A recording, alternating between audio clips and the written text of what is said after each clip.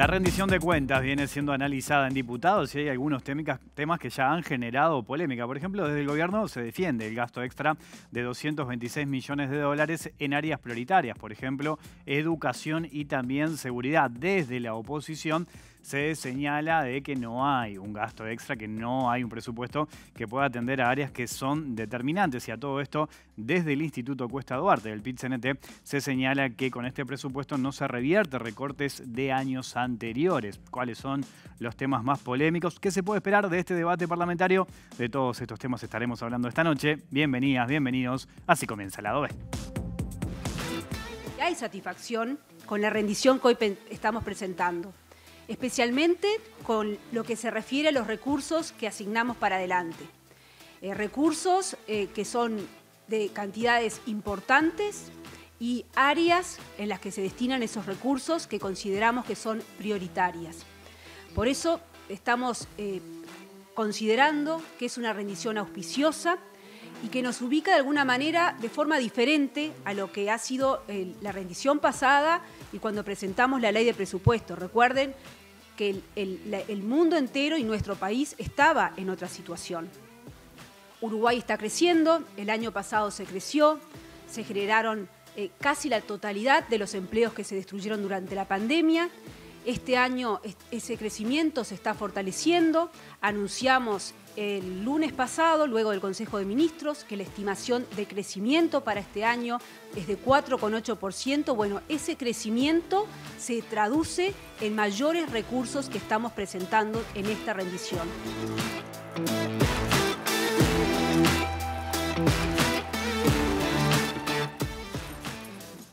Y de estos temas estaremos hablando esta noche con Sebastián Valdomir, diputado del MPP del Frente Amplio, sociólogo. Sebastián, ¿cómo andás? Bienvenido. Buenas noches, muchas gracias por la invitación. Bueno, escuchamos y veíamos recién a la ministra Arbeleche cuando presentaba la rendición de cuentas, destacando algunos puntos, el presupuesto, el gasto, la inversión que el gobierno maneja. Habló de crecimiento. Ya vamos a ir a algunos puntos importantes, pero a nivel general, ¿qué te dejó esa presentación que hizo el gobierno de esta rendición de cuentas? Bueno, el día miércoles de la semana pasada el equipo económico en pleno asistió a la Comisión de Presupuesto Integrada con Hacienda, sobre todo la ministra de Economía, pero también el director de OPP, el Banco Central también estuvo presente, y presenta un proyecto de rendición que adelanta un conjunto de recursos para atender áreas que de alguna manera posicionen el gasto en áreas relativamente novedosas con relación a lo que fue la salida de la pandemia. Se habla mucho de la innovación, se habla mucho de la educación, se habla también de refuerzos en áreas como seguridad, pero lo que a nosotros nos deja esta primera semana es que hay todavía mucha tela por cortar, hay áreas estratégicas y áreas muy sensibles de política pública que no cuentan con recursos incrementales para los últimos 2 años de este gobierno, 2023-2024. Y eso genera también un marco de incertidumbre, sobre todo para ver cómo se va a recuperar lo que se recortó, primero por la propia acción del gobierno durante el año 2020, el famoso ajuste, lo que tenía que ver con el recorte del ahorro, el recorte del gasto público. Y luego la propia pandemia, que afectó enormes áreas de la economía y que la recuperación que se ha visto en este último año es una recuperación muy despareja. A algunos sectores le está yendo muy bien, y otros sectores todavía no recuperan los niveles antes del 2020. Hablabas de áreas sensibles a las que no se les adjudica recursos. ¿Qué áreas concretamente? Bueno, hoy por ejemplo tuvimos al Poder Judicial. El Poder Judicial es un área fundamental, sobre todo teniendo en cuenta una visión general de la seguridad pública, ¿no? La seguridad pública es uno de los temas que más le preocupa a los uruguayos, es uno de los temas que el gobierno pone atención y énfasis a esta rendición de cuentas, pero cuando vamos a ver lo que pide el Poder Judicial, como en su mensaje, en su solicitud presupuestal, vemos que la respuesta del proyecto del Poder Ejecutivo es 0 pesos. El Poder Judicial pidió para el 2023 en el entorno de 26 millones de dólares de gasto extra y para el 2024 45 millones de dólares.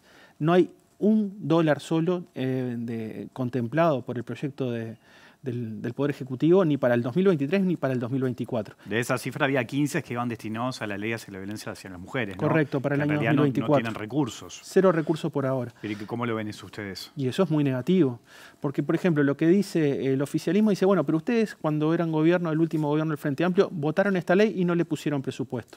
Bueno, muy bien, pero eso ya está laudado, porque el gobierno ahora por 2 años consecutivos ha venido de alguna manera piloteando esta situación, y la oportunidad que tienen para asignarle recursos para el último año de este gobierno, que es el 2024, si no lo cumplen ahora, ya sería para el próximo periodo de gobierno.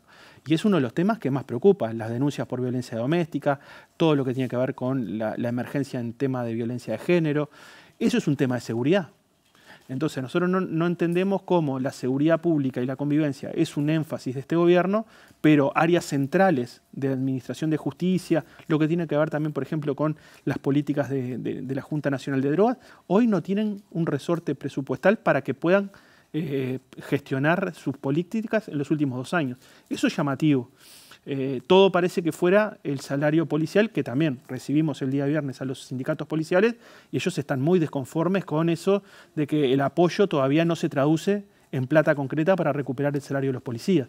Bueno, esto en una semana y poquito que vamos de rendición de cuentas, concentra un montón de áreas donde las respuestas del Poder Ejecutivo todavía no han sido las esperadas por estos sectores. ¿Ustedes consideran que, por un lado, lo veíamos recién, el gobierno apunta y dice que va a haber presupuesto para la seguridad porque entiende que es un área prioritaria, pero ustedes consideran que eso no se traduce en el presupuesto que se le está adjudicando en esta rendición de cuentas? Aún no se traduce en eso. Evidentemente que estamos al inicio, esto queda todavía un mes y medio todavía de discusión, luego vendrá el Senado.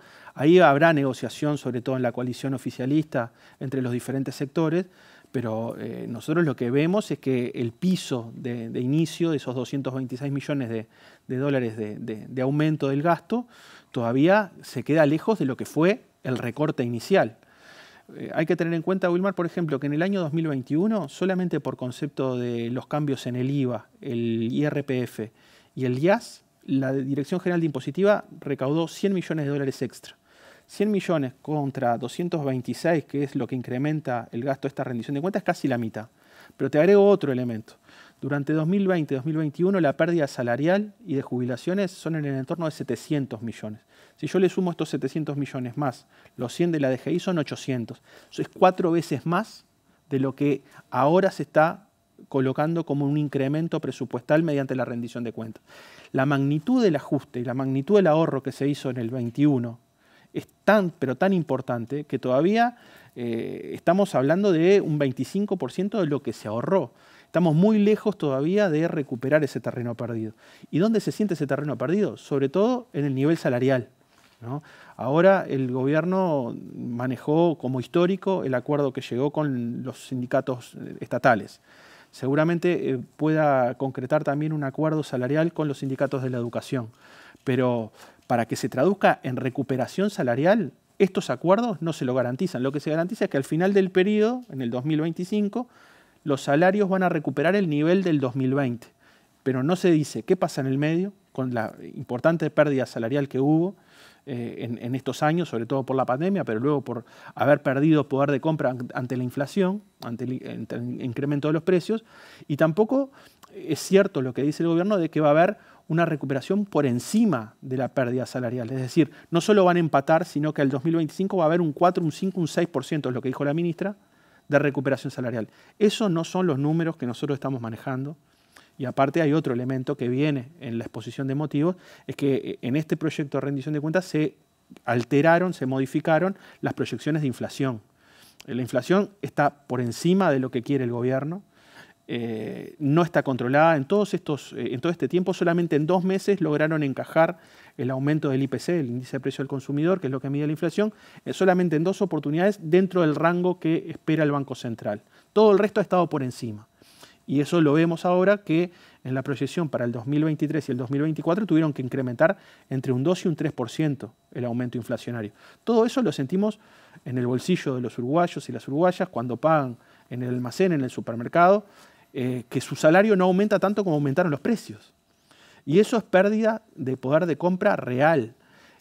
Si lo llevamos a otras áreas de la economía fundamentales, como el precio de los combustibles, como el precio de las tarifas, ninguno de los salarios de los uruguayos aumentó tanto como han aumentado estos indicadores. Ahora, eso se traduce en pérdida de poder de compra. Más allá de las críticas que hace la oposición a la política económica, La ministra y el gobierno, de hecho la ministra en ese video que veíamos, ese día destaca el crecimiento económico que tiene nuestro país, hizo una proyección de crecimiento de este año de 4,8%, habló de la creación de 40.000 nuevos puestos de trabajo y dijo que el país va en recuperación económica y también criticando parte de la política económica del último tiempo del Frente Amplio. ¿Cómo tomás ese argumento que tiene el gobierno cuando habla y apuesta a la proyección económica? Yo creo que ahí hay dos elementos. El primero es, el gobierno recupera en cierta parte el impacto económico producido por la pandemia. En el 2021 era difícil que se sostuviera la caída, porque en algún momento uno pica fondo y vuelve a recuperar un poco la actividad económica, que fue lo que se vio en el 2021. Al principio de este año y antes de la rendición de cuentas, se aumenta en 1% el crecimiento para el 2022. Se pasó de un 3,8 a un 4,8 aproximadamente, un 5. Pero eso se hace sosteniendo la misma cantidad de puestos de trabajo generados, los mismos 40.000 puestos con un 1% más de crecimiento de la economía. Entonces, ahí a nosotros la pauta que nos queda es que los salarios que se están creando no son con buenos niveles salariales.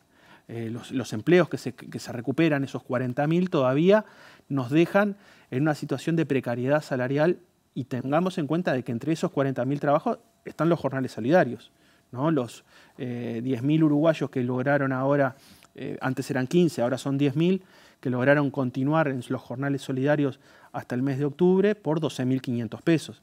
La cantidad de gente que se anotó para 10.000 cupos hace claramente la cuenta de que hay gente con muchos problemas de empleo. Y problemas de empleo que es que quisiera trabajar más horas y quisiera trabajar por un nivel salarial que no está alcanzando. Entonces, ahí está el principal problema del mensaje del gobierno. El gobierno dice, bueno, la economía se está recuperando, pero se ha recuperado en dos velocidades. A algunos sectores le ha ido muy bien, sobre todo el sector exportador, que es el mayor guarismo histórico de la cantidad de exportaciones, sobre todo algunos sectores vinculados al agro. Y ese tipo de sectores más despegados ha logrado sacar una masa de recursos importantísima en los últimos 2 años, pero después está el conjunto mayoritario de la población que sigue teniendo salario por debajo de lo que esperaría, no empata con la inflación, es decir, que pierde poder de compra todos los meses en el almacén, en el supermercado o en el boliche, y en cierto sentido con problemas de encontrar una cantidad de horas para trabajar adecuada, lo suficiente para hacer frente a todos los gastos de una unidad doméstica o del hogar. Esas son las dos velocidades que el gobierno no logra resolver, porque eso genera desigualdad en definitiva. Estamos en una realidad que a un sector le va muy bien y a otro sector todavía no se ha recuperado al nivel anterior a la pandemia. Y eso es preocupante, porque genera fractura social, mucha desigualdad, mucha incertidumbre para estas familias y para estos trabajadores que tienen que ver luego, bueno, cómo se van a insertar de mejor manera en el mercado del trabajo. Hablábamos de seguridad hace un ratito, ¿no? Hace algunos días, junto al diputado Olmos, presentaron un pedido de informes para conocer detalles de un informe que citó Isaac Alfie, que señalaba, entre otras cosas, que la baja de los delitos no se debió a la movilidad o a la escasa movilidad de la pandemia, sino a determinadas políticas. Ustedes querían conocer más detalles. De hecho, después en la página de la OPP se conoció ese informe que justamente apunta a eso, a que la baja de los delitos es gracias a determinadas políticas y no a la movilidad como se manejó en su momento. ¿Cómo toman eso?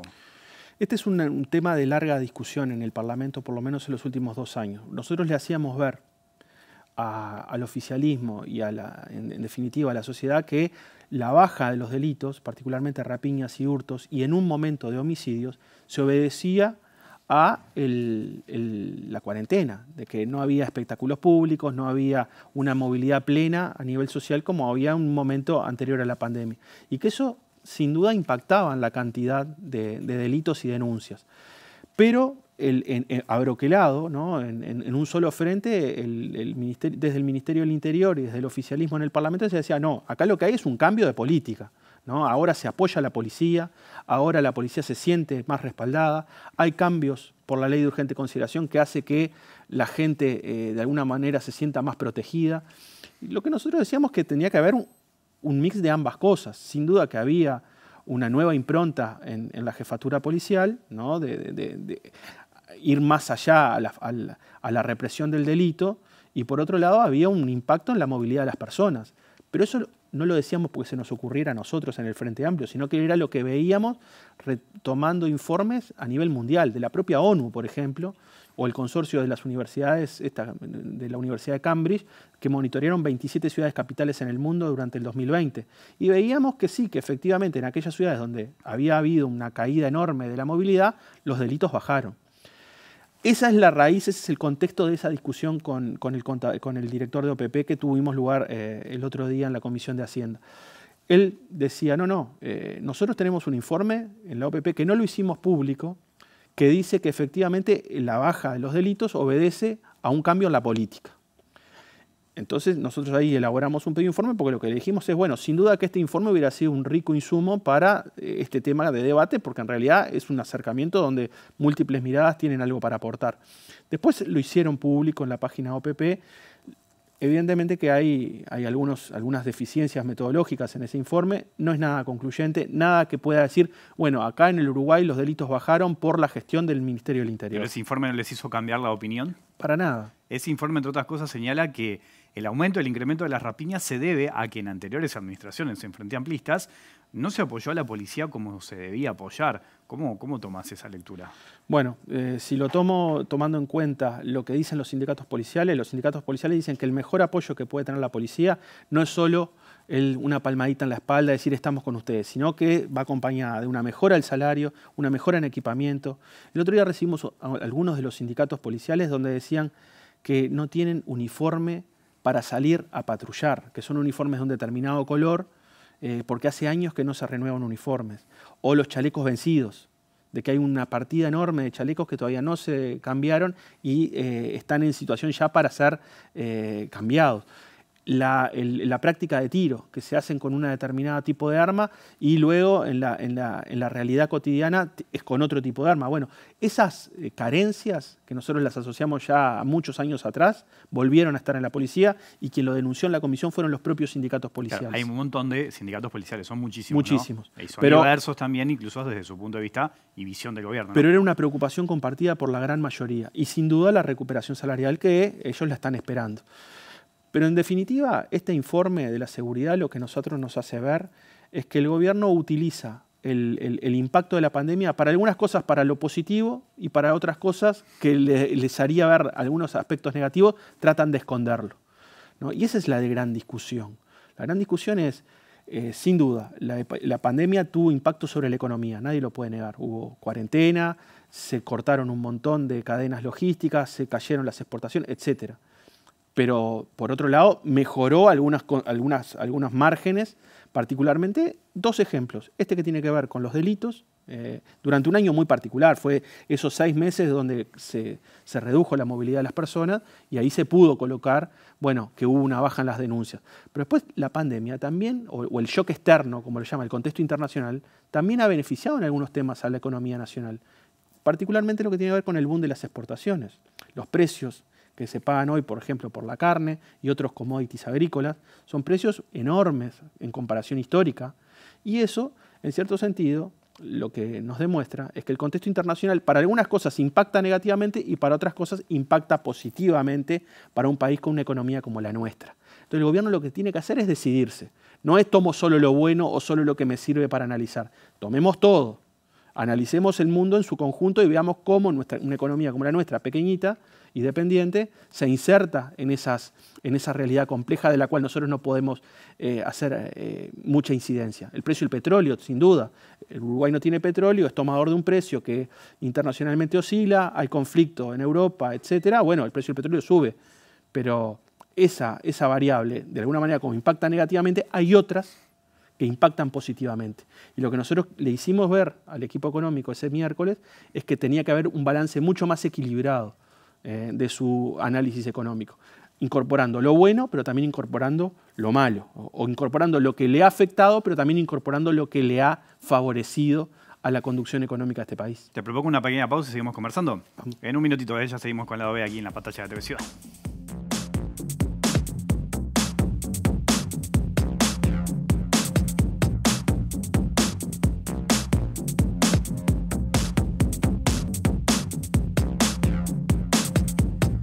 Seguimos en vivo aquí en Lado B, en la pantalla de TV Ciudad, conversando con el diputado del MPP, Frente Amplio, Sebastián Valdomir. Uno de los temas que también está sobre la mesa, que es prioridad del gobierno, es la educación. Se habla de una inversión, de un presupuesto de 26 millones de dólares para la ciencia, repartido de distintas maneras, ¿no? Para este año y también lo mismo para el 2024. 12 destinados a la Agencia Nacional Uruguay Audiovisual, que se entiende que es cultural, esa es una de las marcas que critica a la oposición. 4 millones para la ANI y 10 millones para innovación. No hay presupuesto, no hay dinero extra para la Universidad de la República y eso ha generado también distintas polémicas. ¿Cómo ves este rubro? ¿Cómo es lo que está destinando el gobierno en este caso? Bueno, el caso con relación a la Universidad de la República es preocupante, porque la versión que dio la ministra a la salida de la comisión fue que la Universidad de la República ya tenía un presupuesto muy importante asignado por la ley de presupuesto, ¿no? La ley de presupuesto en el 20 le asignaba año a año una cantidad de recursos muy importante. Lo que nosotros hemos visto con relación a eso es que, por ejemplo, el aumento de la matrícula del año 20 para el 21 de 5.000 y pico más estudiantes universitarios requiere ser atendido para que no se deteriore la calidad educativa de esos nuevos 5.000 estudiantes de un refuerzo presupuestal, que es lo que se niega ahora a la UDELAR en este proyecto de rendición de cuentas. Sobre todo teniendo en cuenta de que a medida que van creciendo de a 5.000, 4.000 alumnos por año, la cantidad de horas docentes y el salario docente en la UDELAR está estable y tirando hacia abajo. Es decir, si uno ve la cantidad de horas por alumno, a medida que crecen los alumnos, las horas docentes se ha ido cada vez deteriorando más esa relación. En un contexto donde el papel de nuestros investigadores, el papel que juega la universidad en la generación de conocimiento nuevo, ha sido destacado por múltiples actores, no solo por la propia vida orgánica universitaria, sino bueno, lo que tiene que ver con la Academia Uruguaya de Ciencias, lo que tuvo que ver con el GACH, ¿no? A la salida de la pandemia, es decir, bueno, hay que seguir estimulando y apoyando un sistema nacional de investigación donde la UDELAR es una pieza clave. Bueno, que haya habido una respuesta tan contundente y tan cerrada por parte del equipo económico de no discutir mayores incrementos para la UDELAR es preocupante, ¿no? ¿Y por qué crees que pasa? ¿Crees que hay un componente político detrás de esta decisión? Bueno, yo no sé si hay un componente político. Lo que creo es que tiene que haber una apuesta decidida y el aporte y el incremento al presupuesto de la Universidad de la República no puede ser en un momento sí y en otro no, porque estas políticas se tienen que sostener. El año pasado esta discusión la tuvimos y obra y gracia de algunos diputados del oficialismo que se pusieron el tema al hombro, hubo refuerzos para las becas, hubo refuerzos para el hospital de clínicas, hubo refuerzos para el presupuesto de la universidad. Pero lo que hemos visto en paralelo a no darle nuevos recursos en esta rendición de cuentas, está asociado a quitarle el adicional del Fondo de Solidaridad, que es una fuente genuina de ingresos para la UDELAR, en el entorno de 15 millones de dólares anuales, ¿no? De aquí al final del periodo. Bueno, esa plata sobre todo está dirigida a financiar obras en el interior. La cantidad de obras y cantidad de nuevos servicios que tiene la UDELAR en el interior del país, en Salto, en Tacuarembó, ahora con suerte ojalá se financie una nueva sede de la UDELAR en Paysandú. Claro, que ese es uno de los argumentos del gobierno, cuando se le dice de que desde la oposición que no hay recursos para la universidad, el argumento es que hay 7 millones de dólares para ese centro que se va a crear en Paysandú. ¿Eso no te parece suficiente? Para que se consolide y que se concrete esa nueva sede, esos 7 millones son un inicio de la obra. Ya hay un predio asignado muy importante que puede tener un potencial de desarrollo de campus universitario en Paysandú que sería increíble, pero claro, eso necesita un poco más de recursos. Y al quitarle el fondo del Fondo de Solidaridad, el adicional que pagan aquellas carreras de más de 5 años, luego del 5.º año de haberse recibido, es sacarle, extraerle una cantidad de recursos de rápida disponibilidad para la UDELAR que, por ejemplo, apalancaría muy buenas inversiones en el interior del país, particularmente esta. Entonces, esos 7 millones son una parte inicial para tener un campus en Paysandú, pero falta todo el resto, ¿no? Hay carreras que están prendidas de un pincel, carreras que de repente si no hay un refuerzo presupuestal se caen, y otras carreras que ya están aprobadas por el Consejo Directivo Central de la UDELAR que no cuentan con presupuesto para arrancar. Y son carreras en áreas muy relevantes, en matemática, ingeniería física matemática, lo que tiene que ver con biotecnología, lo que tiene que ver con oceanografía, áreas de elaboración científica e investigación muy importantes. Si no hay un refuerzo presupuestal, tendrá que esperar al presupuesto del próximo gobierno. Y esos 4 o 5 años que se pierden es una generación de investigadores que se pierde. Si la UDELAR no logra reforzar con presupuesto la hora docente y la hora de investigación, ¿qué hace el estudiante que se recibe? En vez de permanecer en el Uruguay y trabajar para la Universidad de la República haciendo investigación y ciencia, va hacia otros lugares, hacia otros países o hacia la empresa privada. Y no queda redundando en generando beneficios para la propia sociedad uruguaya, para el propio campo de conocimiento uruguayo, que fue lo que la UDELAR de alguna manera cultivó. Esa eliminación del fondo del adicional del Fondo de Solidaridad ha despertado incluso críticas de algunos referentes o dirigentes de la misma coalición de gobierno, sí, lo cual puede llevar a imaginar que quizás no salga. ¿Qué expectativas tenés con eso y qué intercambio has tenido, si has tenido con algunos dirigentes de la coalición? Hemos dialogado con ambos, con algunos dirigentes del oficialismo y también con el propio rector de la universidad. Y lo que él nos dice es, la expectativa es, bueno, si se quita esto, que haya una alternativa que asegure de que esa plata no sale de la Universidad de la República. Y con este otro agregado, es plata que no va a rentas generales y vuelve. Es plata que en cierto sentido queda de libre disponibilidad en la UDELAR y que puede ser rápidamente empleado para emergencias o para cambios en los contratos o para cambios en las licitaciones. Ahora, si esa plata no se asegura, porque lo que estamos hablando es el recurso en sí mismo, ¿no? En definitiva, que no se pierdan como recursos genuinos de la UDELAR. Otro tema es que puede tener algunos problemas de diseño. Eso es otra discusión. De repente el adicional del fondo tiene que ser discutido en su formato, porque, por ejemplo, no discrimina franjas. Paga lo mismo a alguien que gana 100.000 pesos de lo mismo que gana alguien que gana mucho más. Bueno, de repente es una discusión para mejorar el diseño del impuesto, pero no para eliminarle ese recurso genuino que tiene para el funcionamiento de la Universidad de la República, ¿no? Sebastián, te agradezco mucho tu tiempo, tu visita aquí al lado B. Hasta la próxima.